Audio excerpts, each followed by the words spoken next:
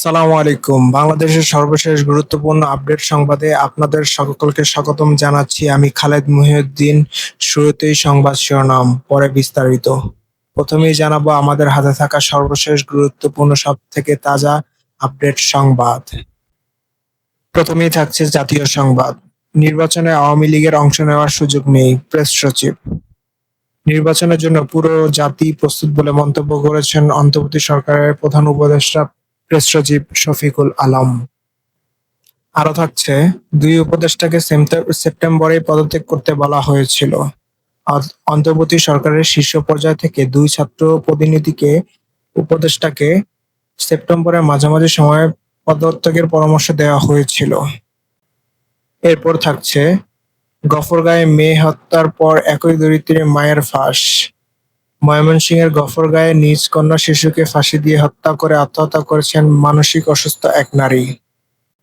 আরো থাকছে, লিবিয়া থেকে ফিরলেন আরো ৩০৯ বাংলাদেশি।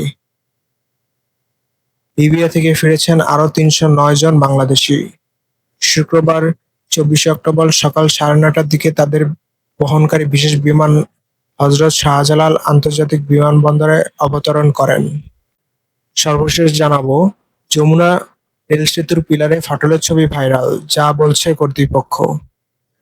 যমুনা নদীর উপর নির্মিত রেলসেতুর কয়েকটি পিলারে ফাটলের ছবি সামাজিক যোগাযোগ মাধ্যমে ফেসবুক সহ বিভিন্ন মাধ্যমে ছড়িয়ে পড়েছে। প্রিয় দর্শক, এতক্ষণ শুনছিলেন সংবাদ শিরোনাম, এখন বিস্তারিত। তবে তার আগে বন্ধুরা, অনুরোধ থাকবে এই সংবাদটিতে একটি লাইক দিন। এই চ্যানেলে আপনি নতুন হয়ে থাকলে আমাদের সংবাদটি দেখতে দেখতে চ্যানেলটি সাবস্ক্রাইব করে রাখুন। কমেন্ট করে বন্ধুরা আপনারা আপনাদের মূল্যবান মতামত জানিয়ে দিন আপনি বিশ্বের কোন স্থান থেকে বা কোন দেশ থেকে অথবা বাংলাদেশের কোন স্থান থেকে আমাদের সঙ্গে যুক্ত রয়েছেন। আরো বন্ধুরা সংবাদটি আপনার সোশ্যাল মিডিয়া ফেসবুকে শেয়ার করে বন্ধুদের দেখার সুযোগ করে দিন। গাজা যুদ্ধে আপনি যদি নিরীহ ফিলিস্তিনিদের ভালোবেসে থাকেন, কমেন্ট বক্সে ইয়েস লিখে বিশ্ববাসীকে তা জানিয়ে দিন। এবার থাকছে বিস্তারিত। নির্বাচনে আওয়ামী লীগের অংশ নেওয়ার সুযোগ নেই, প্রেস সচিব। নির্বাচনের জন্য পুরো জাতি প্রস্তুত বলে মন্তব্য করেছেন অন্তর্বর্তী সরকারের প্রধান উপদেষ্টা প্রেস সচিব শফিকুল আলম। তবে আওয়ামী লীগের নির্বাচনে অংশ নেওয়ার সুযোগ নেই বলে জানিয়েছেন তিনি। প্রেস সচিব বলেন, ফেব্রুয়ারির প্রথমার্ধে নির্বাচন হবে, এ ব্যাপারে সব দল একসঙ্গে আছে। বাংলাদেশের ইতিহাসে সবচেয়ে ভালো নির্বাচন হবে এবছর। আজ শুক্রবার সকাল 10টায় মাগুরার নবগঙ্গা নদী ব্রিজ সংলগ্ন জুলাই শহীদ স্মৃতিস্তম্ভে ফুল দিয়ে শ্রদ্ধা নিবেদন শেষে তিনি এসব কথা বলেন। জুলাই শহীদদের যেন জাতি মনে রাখে, সেই উদ্দেশ্যেই এই স্মৃতিস্তম্ভ নির্মাণ করা হয়েছে বলে তিনি জানিয়েছেন। শফিকুল আলম আরো বলেন, নির্বাচনের জন্য পুরো জাতি প্রস্তুত। নির্বাচনের জন্য সংশ্লিষ্ট সব প্রতিষ্ঠানও নির্বাচন নিয়ে এর মধ্যে কাজ শুরু করেছে। বর্ষার মৌসুম শেষ হলে পাড়া মহল্লায় নির্বাচনের হাওয়া লেগে যাবে। নির্বাচনে আওয়ামী লীগ অংশগ্রহণ করতে পারবে কিনা এমন প্রশ্নে প্রেস সচিব বলেন, গুম ও হত্যার সঙ্গে জড়িত আওয়ামী লীগের আগামী নির্বাচনে অংশ নেওয়ার কোনো সুযোগ নেই। না ভোট প্রসঙ্গে শফিকুল আলম বলেন, যদি কোথাও একজন প্রার্থী থাকে সেখানে না ভোট হবে। দুই উপদেষ্টাকে সেপ্টেম্বরে পদত্যাগ করতে বলা হয়েছিল।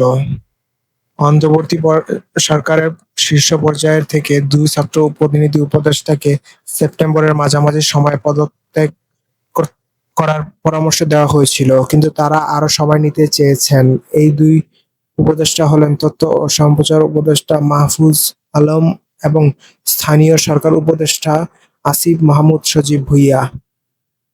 সরকারের একটি দায়িত্বশীল সূত্রে জানা গেছে, উপদেষ্টা মাহফুজ আলম আগামী সংসদ নির্বাচনে অংশগ্রহণ নিতে এখন পর্যন্ত আগ্রহ দেখাচ্ছেন না। তিনি সরকারে থাকতে চান। আসিফ মাহমুদ নির্বাচনের তফসিল ঘোষণার আগে পদত্যাগ করতে পারেন। অবশ্য কোনো বিষয়ে চূড়ান্ত সিদ্ধান্ত হয়নি।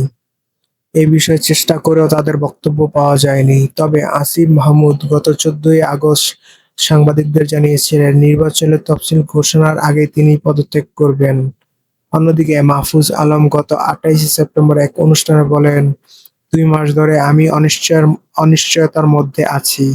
আমি কখনো নেমে যাই, মানে আমি কখন নামবো আমি জানি না। ২০২৪ সালের ৫ই আগস্ট জুলাই গণ অভ্যুত্থানে আওয়ামী লীগ সরকারের পতনের পর ৮ই আগস্ট অধ্যাপক মোহাম্মদ ইউনূসের নেতৃত্বে অন্তর্বর্তী সরকার গঠিত হয়। বর্তমানে উপদেষ্টা পরিষদের সদস্যদের মধ্যে প্রধান উপদেষ্টা সহ ২৩ জন, তাদের মধ্যে ২ জন ছাত্র প্রতিনিধি। গফরগাঁয়ে মেয়েকে হত্যার পর একই দড়িতে মায়ের ফাঁস। ময়মনসিংহের গফরগাঁয়ে নিজ কন্যা শিশুকে ফাঁসি দিয়ে হত্যা করে আত্মহত্যা করেছেন মানসিক অসুস্থ এক নারী। গতকাল বৃহস্পতিবার দুপুরে উপজেলার দত্তের বাজার ইউনিয়নের বিরই গ্রামে এ ঘটনাটি ঘটে। আজ শুক্রবার ২৪শে অক্টোবর এ ঘটনার অপমৃত্যু মামলা দায়ের করা হয়।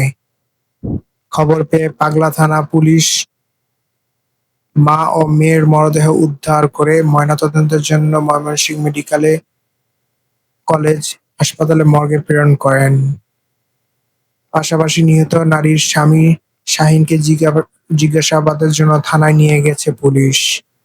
এলাকাবাসী সূত্রে জানা যায়, উপজেলার পাগলা থানাধীন দত্তের বাজার ইউনিয়নের বিরই গ্রামে সৌদি প্রবাসী শাহীন ও মর্জিনা বেগম দম্পতির ময়না বেগম নামে ২.৫ বছর বয়সী এক কন্যা সন্তান ছিল। মর্জিনা প্রায় ৬ মাস ধরে মানসিকভাবে অসুস্থ ছিলেন।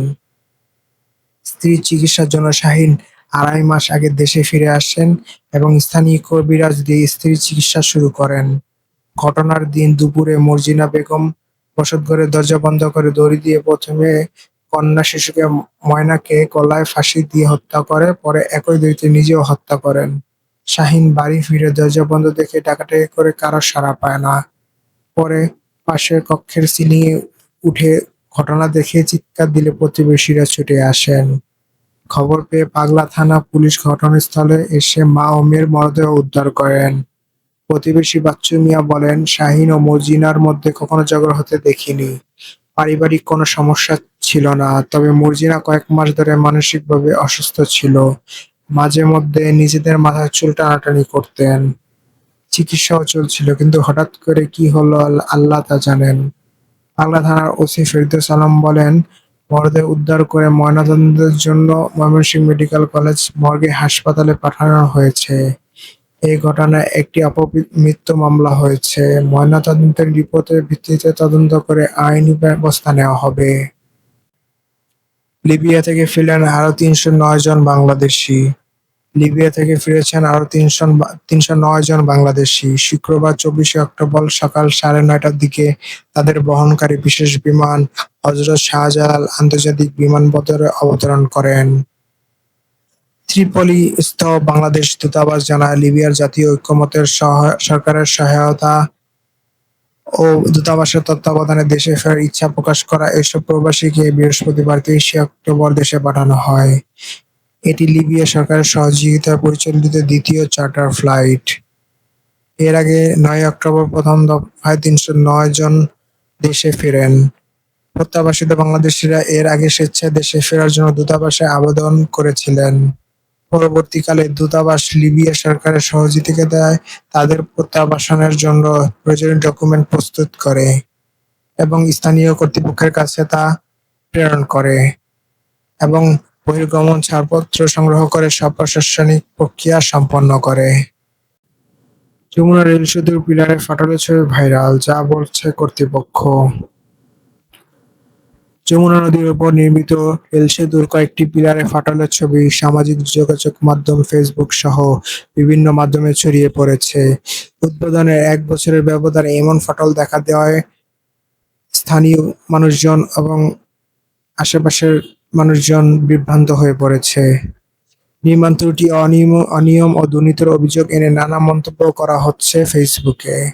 গতকাল বৃহস্পতিবার ২৩শে অক্টোবর থেকে এমন অবস্থা হলে যমুনা রেল সেতু কর্তৃপক্ষ বলেছে, এটি ফাটল নয়, বরং প্রচণ্ড গরমের কারণে সৃষ্ট হেয়ার ক্র্যাক বা চুল আকৃতির ফাটা।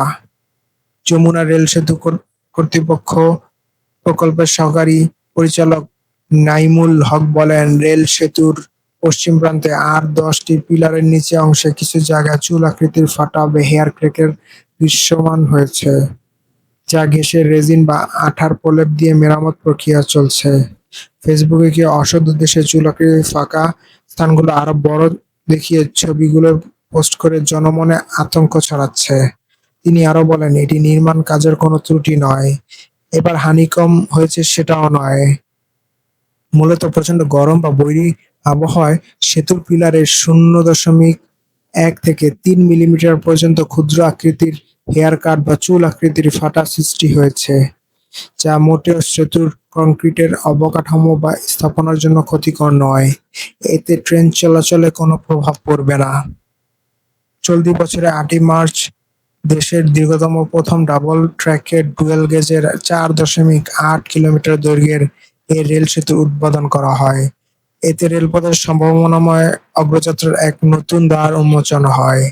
সেতু নির্মাণে ব্যয় হয়েছিল 16,780.96 কোটি টাকা, যার 72.4% ঋণ দিয়েছে জাপান আন্তর্জাতিক সংস্থা জাইকা এবং বাকি অর্থ দিয়েছে সরকার। জাপানের ওটিজি আইএইচআই যৌথভাবে সেতুটি নির্মাণ করেছে। এর আগে 2020 সালের 29 নভেম্বর সাবেক পলাতক প্রধানমন্ত্রী শেখ হাসিনা ভার্চুয়ালি এই সেতুর কাজের ভিত্তিপ্রস্তর নির্মাণ করেন।